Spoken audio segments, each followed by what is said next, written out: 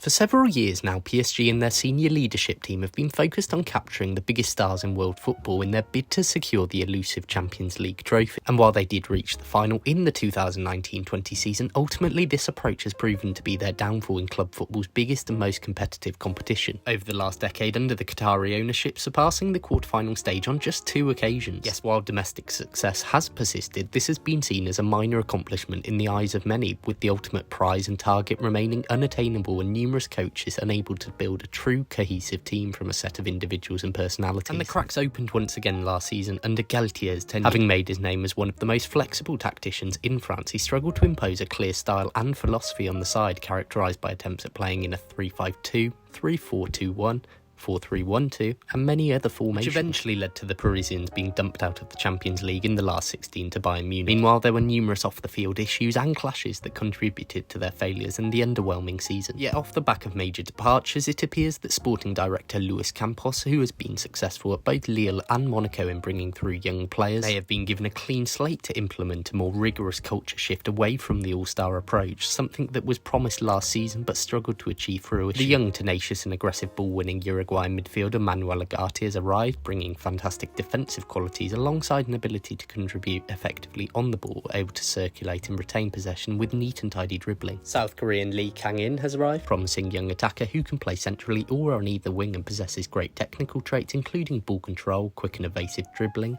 alongside an ability to play in combination patterns developed during his youth career in Spain. Cheandua is a roaming midfielder who has really captured the eye too, and looks like he could really develop into a top-class player. And finally, there is the potential return of Simons, who has developed into an effective advanced midfielder, both from a creative capacity and goal scorer, concluding the season with 19 goals and 8 assists in 34 matches in the Eredivisie. And the senior stars signed too appear to be more strategic. Skriniar has signed on a free agent after leaving Inter Milan, bringing a wealth of experience and a consistent performer in the Serie A over the years. Alongside an ability to play as a centre-back, he also has versatility to play as a right-back, which could benefit PSG greatly. Alongside Frenchman Lucas Hernandez, who is also set to join the Parisians, an exceptional left central defender or left-back who has proven to be a fantastic modern-day defender for Bayern Munich over the years. A player that possesses great intercepting and tackling qualities, alongside those all-important passing traits, sitting within the 97th percentile across Europe's top leagues for progressive passes last season. And this nicely leads us to the man appointed to the helm, Luis Enrique. The Spaniard led Barcelona to a memorable treble in the 2014-15 season and guided Spain to the semi-finals of the 2020 European Championships. Whilst he was sacked by Spain after they were knocked out of the World Cup, he has remained a highly sought-after coach since this point. And there's certainly great reason for this. The Spaniard favours an attacking brand of possession-based football in a favoured 4-3-3 shape, underpinned by impressive direct build-up play that has proved devastating over the years. In the defensive phases, Enrique's style is characterised by defending on the front foot, with a demand from his players to press high and recover the ball high. This lends itself well to a potential new-look PSG, with the purchase signings largely suited to Enrique's style and with a front three that Enrique could deploy in a similar sense to previous tenures. Yet above all else, he's been quick to respond to questions over managing egos. As mentioned, something that has plagued PSG over the years. Despite all this, there are obvious signs that could make for a troublesome season once again. Although they have made recruitments, PSG still have a number of undesirable players on the books at the club, which could leave them with an overloaded squad roster that could create difficulties if they can't shift them. And the most notable cloud hangs above the head of Mbappe, who's yet to sign a contract and is at risk of leaving on a free next summer, something that the PSG president has iterated is not a possibility. For Luis Enrique, it will be important that this saga is settled ahead of the start of the season. So what do you think? Will PSG get back on the right tracks under Enrique, or will it be yet another season of disappointment?